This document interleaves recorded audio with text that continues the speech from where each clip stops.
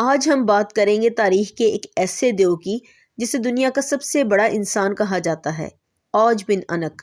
कहा जाता है कि औज बिन अनक इतना लंबा था कि उसका सर बादलों को छूता था।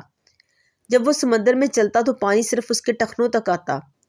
उसके बारे में मशहूर है कि वो पहाड़ों को अपने हाथ से उखाड़ लेता और उन्हें खाने की प्लेट बना लेता था। रवायात के मुताबिक वो हज़रत नूह अलैहिस्सलाम के ज़माने से लेकर हज़रत मूसा अलैहिस्सलाम के दौर तक जिंदा रहा। कहा जाता है कि जब तूफान नूह आया तो वो अपनी जिसामत की वजह से ना डूबा बल्कि पानी के ऊपर चलता रहा। वक्त गुजरता गया, यहाँ तक कि हज़रत मूसा अलैहिस्सलाम के ज़माने में उसका अंजाम आया।